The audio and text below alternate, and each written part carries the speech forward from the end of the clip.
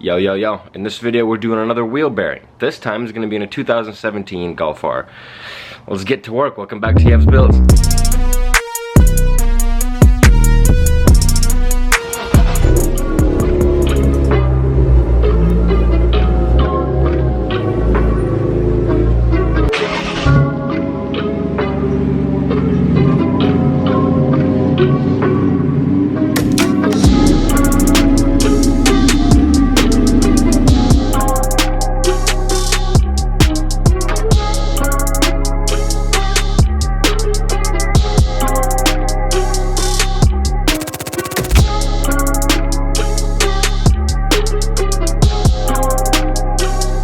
Alright, so once you have the car jacked up and it's secure, look at that, you got blocks, it's secure, man. First thing you want to do is loosen up the center bolt. That's going to be a 15/16 socket. Have somebody, a friend or a partner, hit your brakes for you so that this actually wouldn't move. And we're gonna loosen this guy up. Good thing to note here, since this is torqued on there really nicely, what you wanna do is turn the wheel a little bit, that way your torque wrench actually clears your fenders, and loosen it up that way.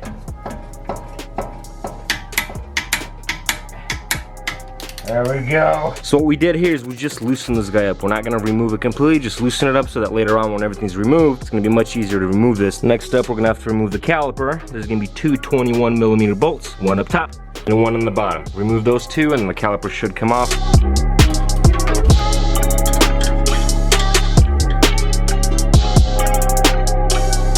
Check this out. Because we hit the brakes, obviously the caliper pistons are more compressed now. It's a little bit difficult to remove the caliper. So what you do is you find a spot where you can get some leverage on the caliper itself and the knuckle. And you kind of push them out.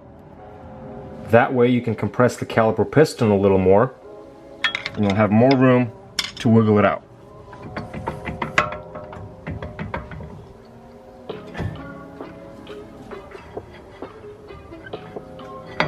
There we go. Try not to hang it down on anything, not on the lines. So if you have a big block like a bungee cord, that would work just fine. Just like that. Next up, we're taking the rotor off. We're gonna take a T30, either an L key or a socket T30. Loosen up this little guy right here. And the rotor should be on its way out. There you go. Dude, that's a nice hefty rotor, dude. Next up, proceed to removing the center bolt off. Again, make sure that your socket is correct, that it's the multi 12-spoke one, not the 6-spoke. So it won't strip it, and you're gonna be good this way. At this point, the hub is almost off. So as you can see, this axle, this axle piece right here, we're gonna have to push it out in order for us to get to the rear bolts in the back. So take a little flathead or something, try not to get these teeth, those splines on there, don't touch those, just push on the axle itself, and take a little hammer, tap your way out, and the axle should be able to just remove. And now, if you look to the bottom, that's the hub. There's gonna be 3 nuts right here holding the lower control arm. Remove those, that way we could remove the lower control arm out of the way, and this entire hub assembly could push forward in and out. And then to lower the control arm, you kinda wanna pry it up a little bit, just like that. Boom. That is removed, and we have access to pull the axle out all the way.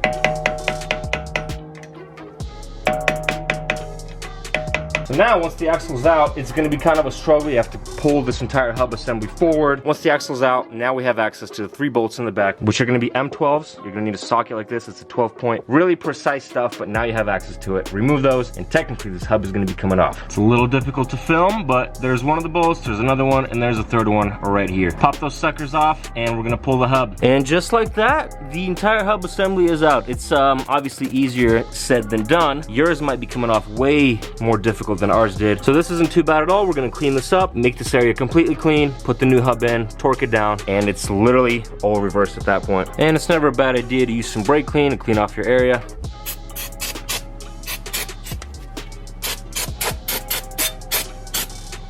Just like that.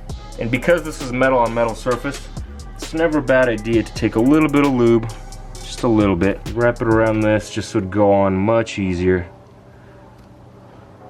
It's not going anywhere anyway. There you go. Look at that. Sitting nice and flush. take your new bolts. Cool thing about FCP, if you get an OEM one or not, they provide you new bolts, and it's a good thing they do because these, as you can see, they're not super deep.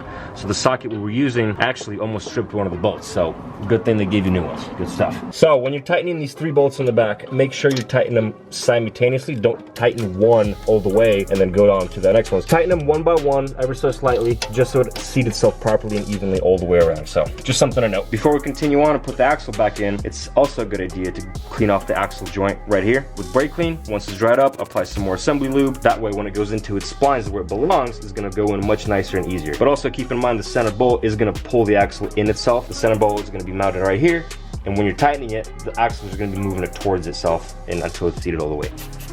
Take some more assembly lube, and you don't have to go all the way, just on the brim right here, just on the edges of the splines. Should be enough. So this part of it wasn't filmed all too well because, well, 2 people were right here and we could not film anything at all. But the essence of this, one guy has to push down the lower control arm as far deep as they can, while the other guy coming in from this side is pushing this entire knuckle assembly forward towards the front of the car. And you try to align these 3 studs right here, right, the mounting studs. Once they're in, at the same time you have to kind of mess around with this axle. That way it kind of seats itself into the correct spline gear right here. As soon as you can catch a little bit of threads, that way you know 100% that the axle is seated where it's supposed to be and the splines are correct. And after that, just proceed to tighten everything else. Tighten the center axle bolt so that it pushes the axle towards the front of the hub and it seats itself properly where it needs to be, and the rest is cake. What I'm doing now is, because I was able to catch a few threads on the center bolt, I'm going to be tightening it.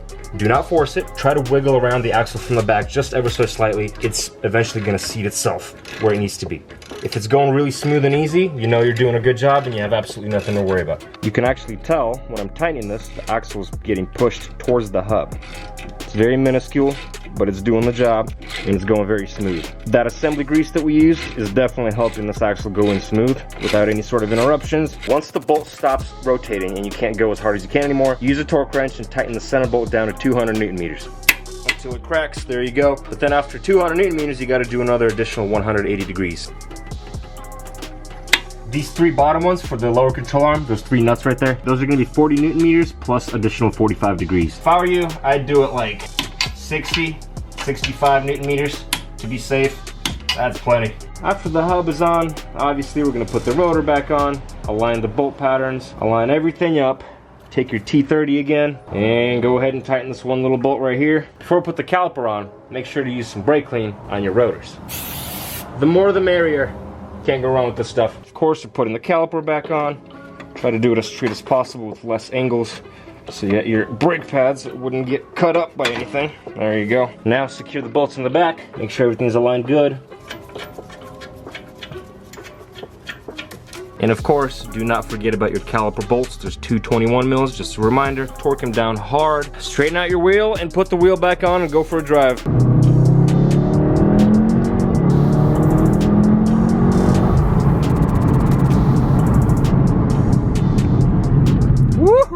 Well, and that's pretty much it, dude. If you're not aware of this channel, make sure to like and subscribe. If you're into this kind of stuff, we have a V10 in the back right there. It's gonna be swapped into an E46 M3. The shell is out there. Work is getting done. So if you're into this stuff, stay tuned. Otherwise, appreciate you. Peace out.